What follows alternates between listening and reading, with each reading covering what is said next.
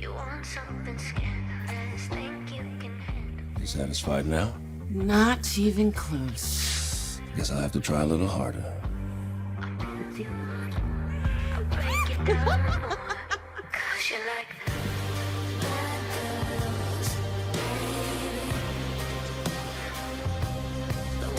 This week on Beyond the Gates, secrets pile up, motives get sketchy, and we might finally be entering okay, now I'm interested territory with one particular storyline. Let's talk. A look back. Monday's MLK Day episode was a season 1 look back with cast commentary, and honestly, it worked. It was thoughtful, it reminded us why we were invested in the first place, and it didn't feel like filler. If you skipped it, go back. It's worth it. Celebration, and Bill being Bill. The celebration continues. Hayley wants to leave and make Bill a big cup of tea with her special ingredient. When he asks what it is, she says love. Sure, girl.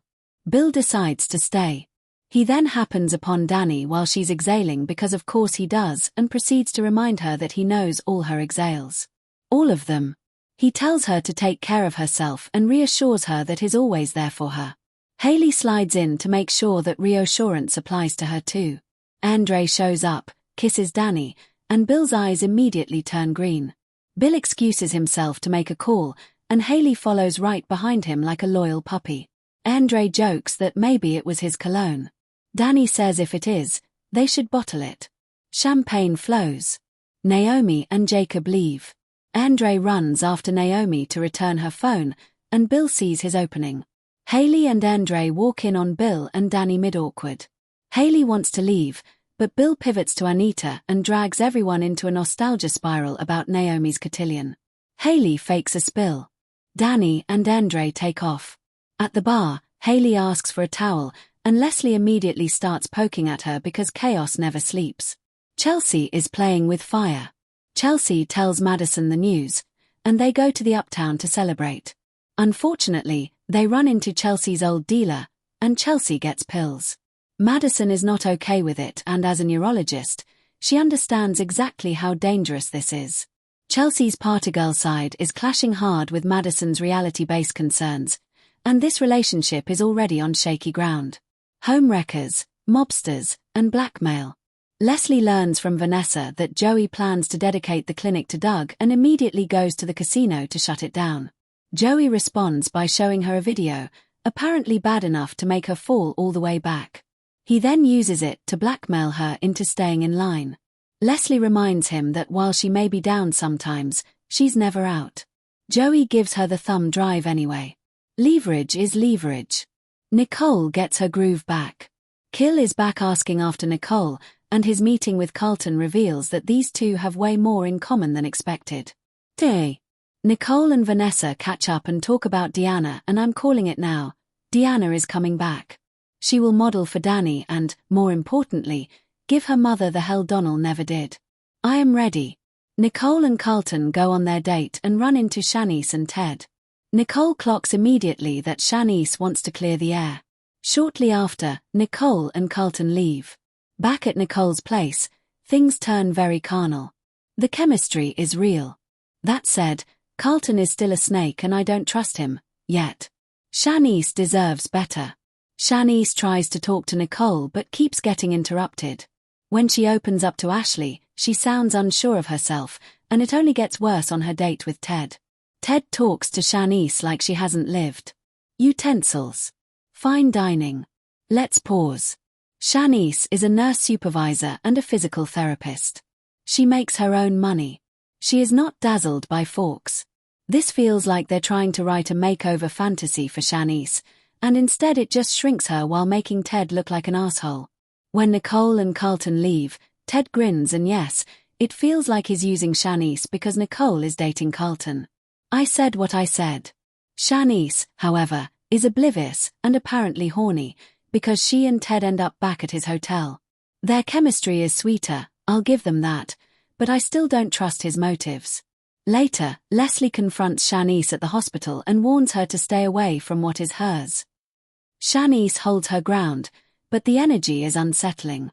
Secrets, lies, and Thomas watching through blinds. Danny goes to Bill's office, for reasons I still don't understand, to thank him for being a good parent and a supportive ex. They reminisce, skipping over all the bad parts. Danny confesses her fear that Andre won't want her if she gets sick, which doesn't track, given everything Andre has already done for her, but okay.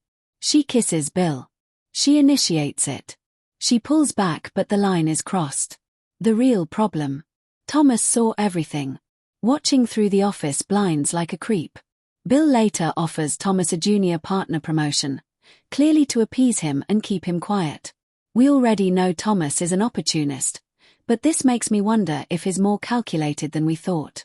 Promotions don't erase leverage, they increase it. Also, free Kat. Immediately. Naomi's secret.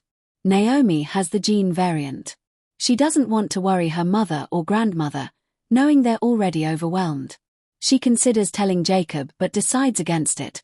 He's about to go undercover on a dangerous case and can't afford distractions. She confides in Ashley, who offers steady support. Meanwhile, Dr. Maya Ward is brought in to evaluate Eva. Using a cautious, trauma-informed approach, she makes a breakthrough. Eva describes a kind man who would sneak her food through the closet door, a stark contrast to the angry voice. This suggests Kat wasn't created by Isaiah, but was a survival mechanism born from a much older, pre-Isaiah trauma. The question becomes, did Isaiah save her, or simply repurpose existing coping mechanism for his own needs? Thursday, January 29th. Gala gone wrong. The charity gala at the gates is a glamorous disaster. Just as Isaiah begins his speech, Spencer Cassadine releases an edited audio clip to the press, featuring Noah's voice saying, Mayor Isaiah is harboring a mentally unstable woman he calls Kat, a known fugitive from Genoa City. The room erupts. Reporters swarm, flashing cameras trigger Eva, and in the resulting panic, she disappears from the ballroom. A frantic search ensues.